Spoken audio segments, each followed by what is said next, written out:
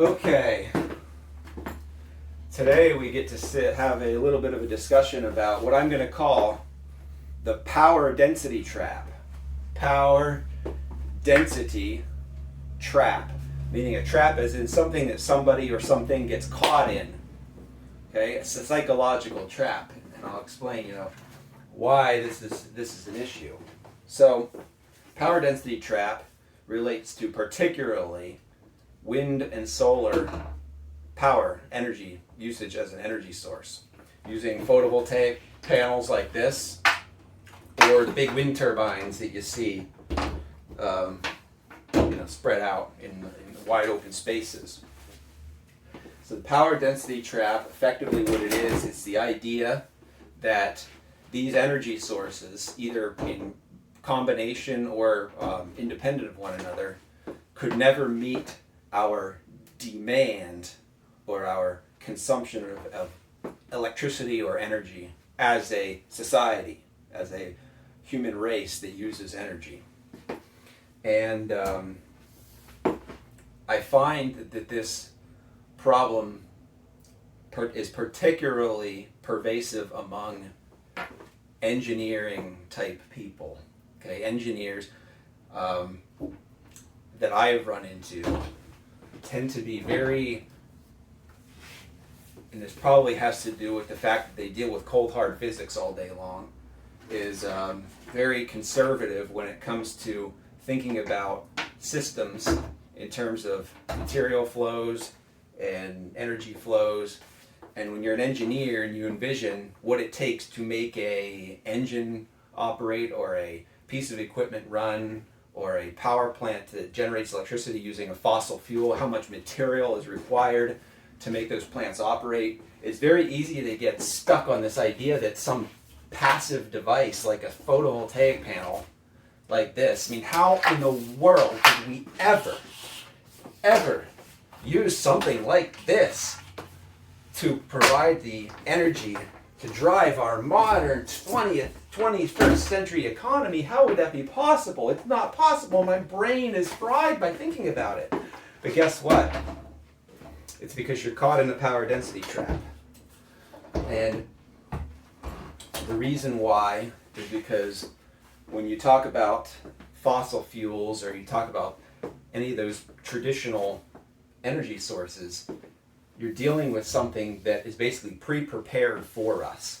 That you're going down into the earth and you're removing material, and we're talking about millions and billions of tons per year of coal, oil, and natural gas that are extracted from the earth every single year in order to meet our demand for the energy.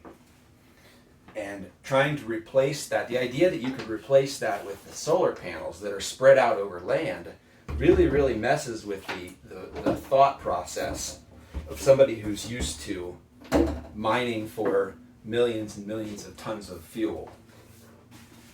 So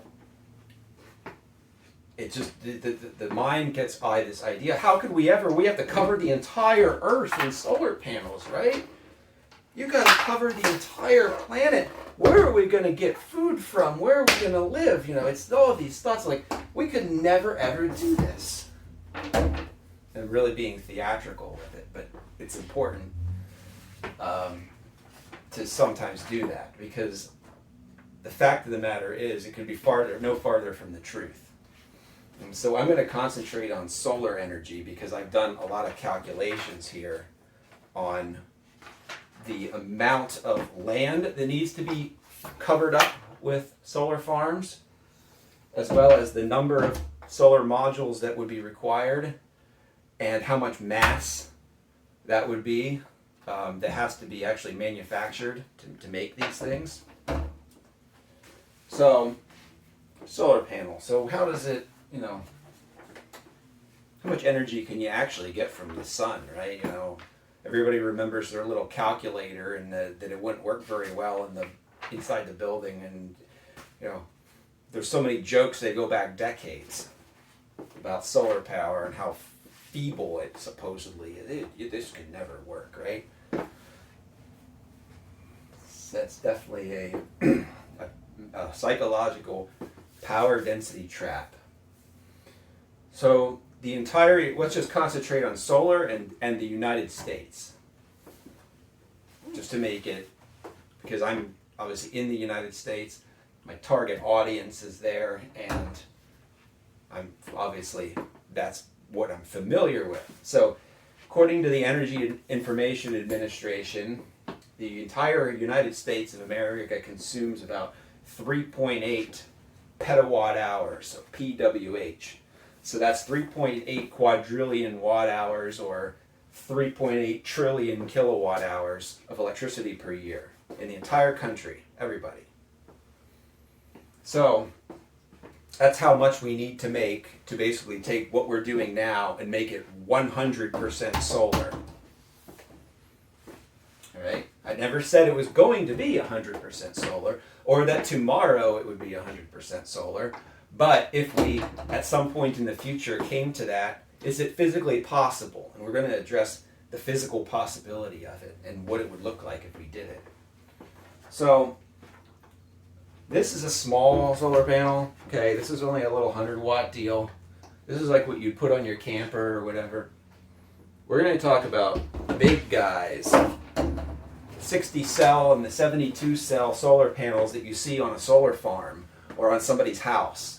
So a 60 cell is a standard size module, and they're up to about 350 watts with those solar modules. So you have 60 cell module. There might even be 400s. I know that there's 472 cell modules, but we're just going to say that we're going to use 60 cell solar modules that produce 350 watts of peak power, and we're going to run the entire United States on those solar cell modules. So now everybody's going to say to me, well, the sun goes down at night, the sun goes down, the weather gets bad. How do you deal with that? All right, so we're going to take the fact that sun goes down, the weather gets cloudy. Typically, we can easily achieve 20% capacity factor in the U.S., especially if we concentrated most of the solar out west in the southwestern U.S., where the sunlight is very much a greater resource than it is here out east.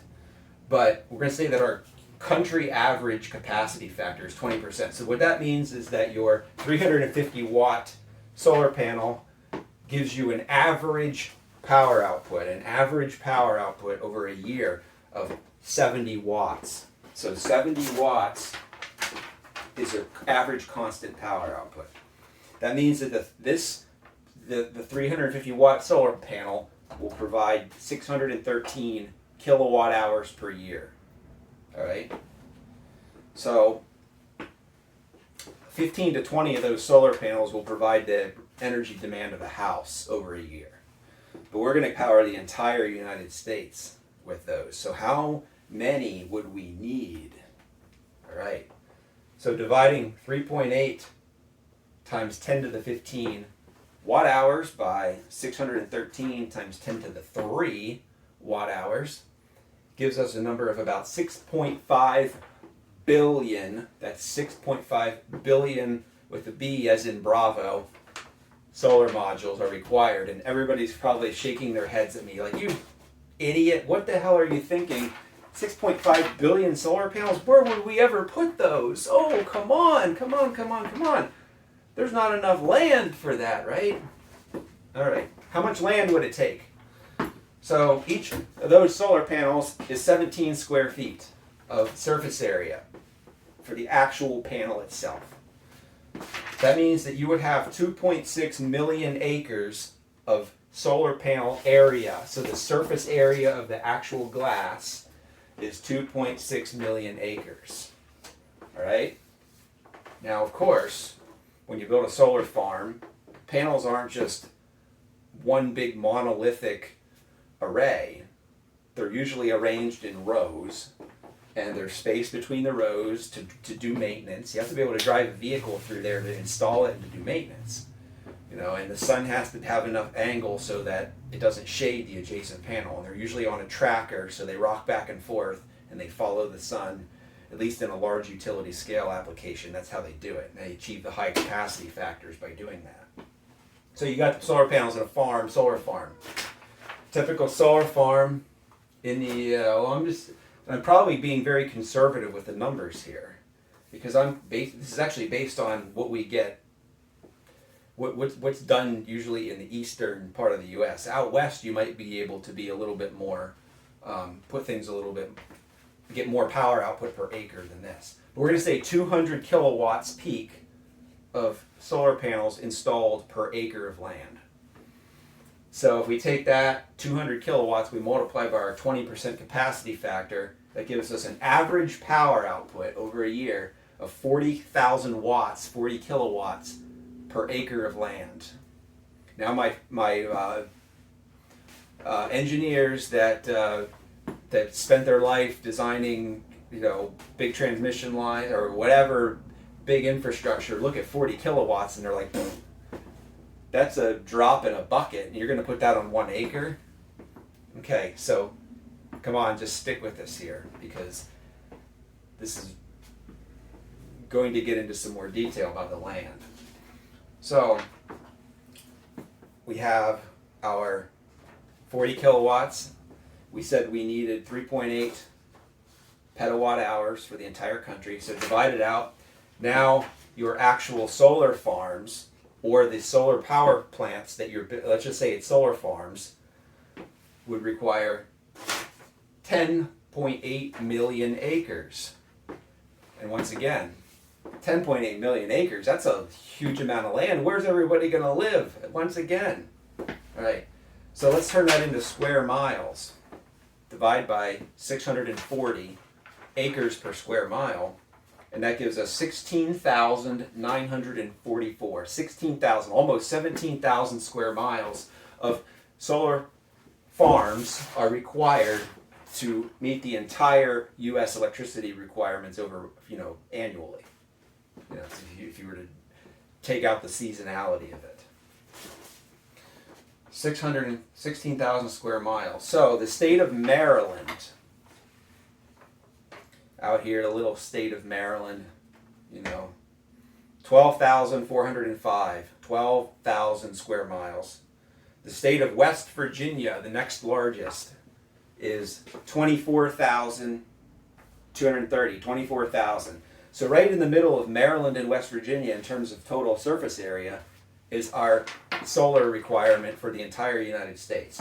So we could make the area of land just 150% of Maryland.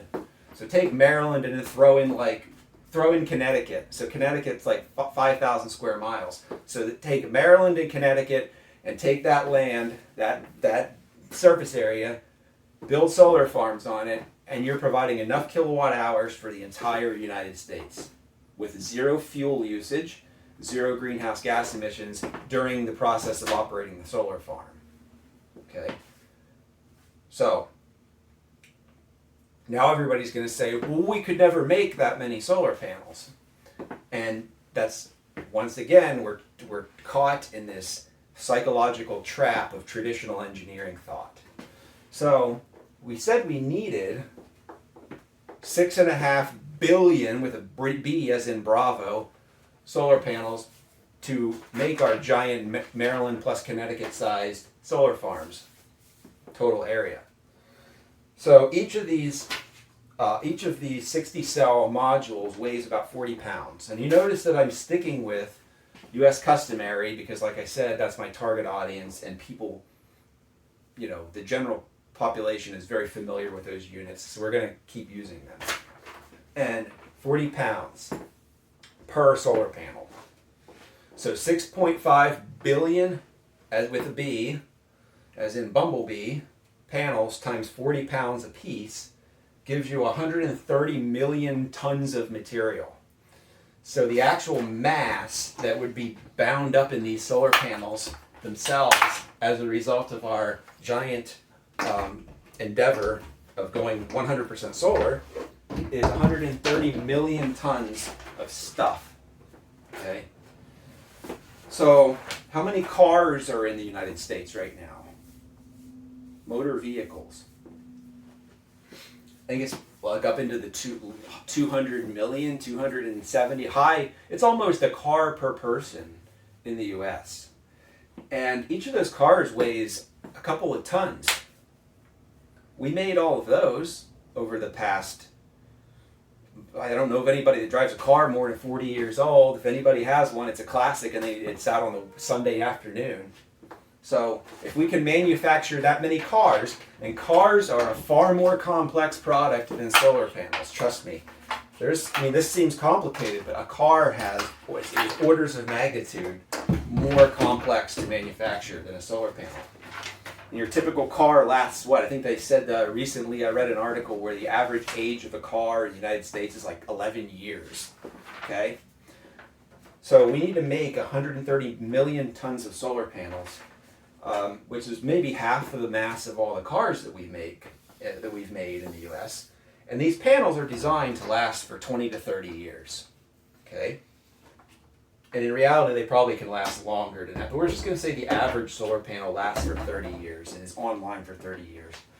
So that means that if we divide our 130 million tons by 30 years, we have an annual mass flow of materials for this manufacturing that has to be made and disposed of 4.33 million tons per year.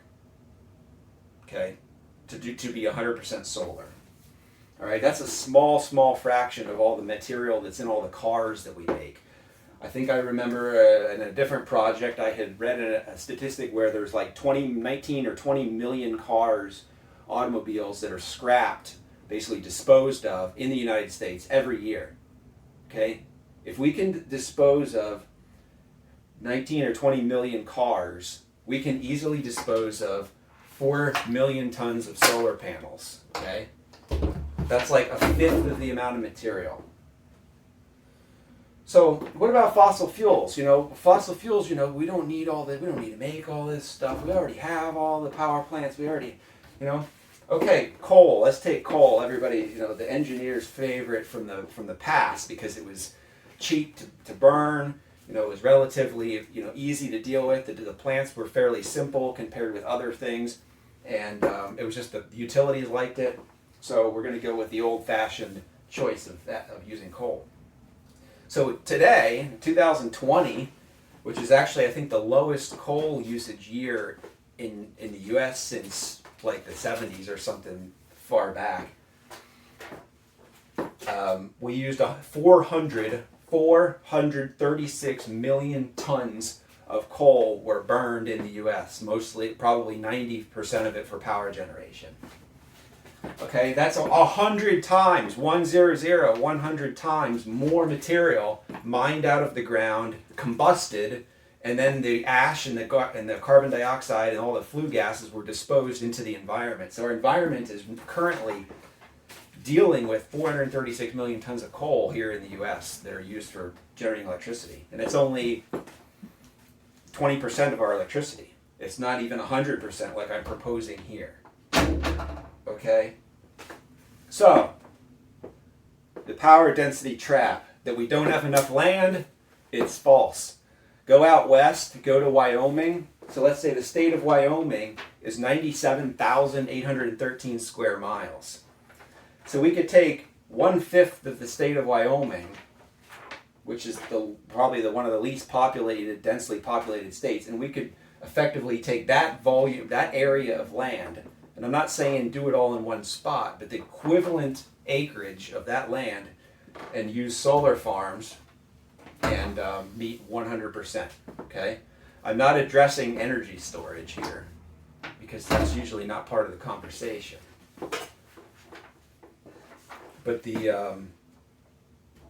fact of the matter is that my house here, I have calculated that if I was to double my solar array on the roof above here and go to like a 8 or 9 kilowatt solar array, maybe even 10 kilowatts just to be safe, I would provide all of my heating and cooling, or heating, I should say, and hot water in addition to all my electricity. And then I could probably increase that to 15 kilowatts and I could buy myself an electric car and I'd be able to net out that entire usage of energy for electricity, heating, cooling, hot water, and transportation on the roof that's above my head. Okay, here in northeastern Pennsylvania, which is not known for its solar radiation. Okay, and then if you did that on a good fraction of the homes that are in the country, now you're using surface area that doesn't even have a value. So we go from all of our solar farms, in our Maryland and Connecticut solar farm, and we put it on stuff that's already being used for other purposes, and you're dropping that land consumption, as I'm going to call it, down. Okay, now the other thing, and I'm going to get into here real quick, is the economics of all this stuff. So right now you got a piece of land, you got all these acreage out in, let's just say Nebraska or rural state, Montana, wherever it is, and you've got these millions and millions of acres, and somebody's paying, unless it's owned by the government, somebody's paying property taxes on that. Put a solar farm up, now you've got a revenue source, and I can tell you right now, I've done the calculations, this is going to pay better than agriculture. Okay, you're talking a revenue stream of, around here I've heard $5,000-$6,000 an acre per year. You build a 5 megawatt solar farm, you're looking at $18,000 per year from the company that is leasing your land. It's a major economic opportunity for landowners and also the industry itself. And everyone's like, well, this stuff's too expensive, it's going to cost us too much money. Well, who makes these? Who makes solar panels, and who puts them up, who installs them, and who owns them, and who operates them? It's human beings. So you either give your money to this energy source over here, or you give your money to that one, or to this one. But at the end of the day, people are getting paid, and it doesn't matter. So energy, power, density trap. The laws of physics are well in favor of renewables. It's just a matter of human beings having the time and the devotion to actually make it happen. So, long story there, but hopefully it addresses it.